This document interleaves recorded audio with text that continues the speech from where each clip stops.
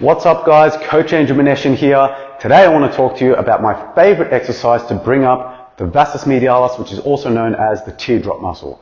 Now, the Vastus Medialis is one of 4 muscles that make up the quadriceps, and it's located medially or on the inside of your quads. And its main function is to extend the knee, and it's also very important for proper patella tracking. So if you have a good strong Vastus Medialis or teardrop, it's very good for overall knee health. Speaking of quad growth, squats are arguably the king of all quad exercises, but we run into a few roadblocks with certain people having limitations due to possible lower back issues or mobility issues.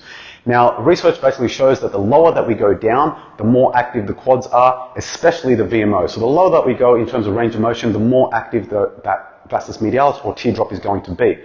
So if we're doing back squats and the issue is that we can't get low enough, then we're limiting our ability to grow that Vastus Medialis or that teardrop muscle.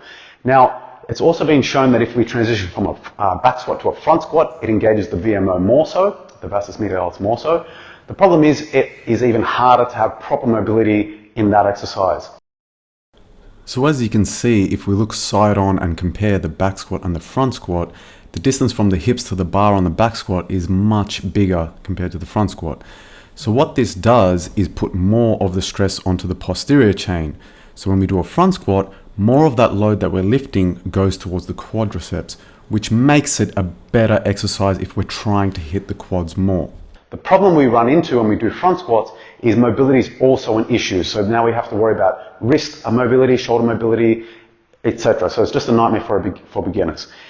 If we look at what variation we can do, this is where my favorite exercise comes in because it takes all of this out of the equation.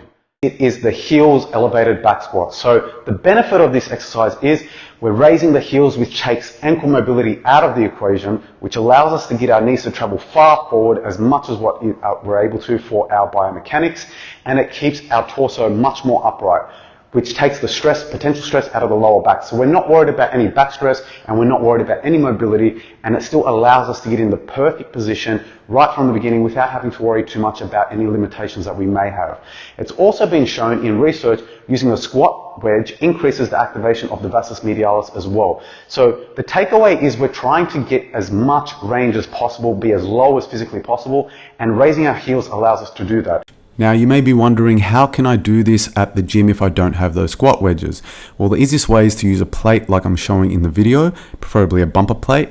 If not, you can use a small step or something that you can find to get a similar angle to get those heels up nice and high, but preferably a bumper plate as you don't want anything slipping underneath your heels.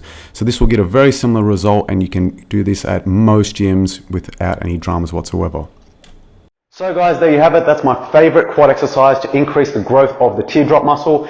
I hope you enjoyed the video. Please give it a like and subscribe to the channel. If you have any questions or want me to cover anything in particular, please let me know in the comments below. Hope you enjoyed the video guys, and I'll see you next time.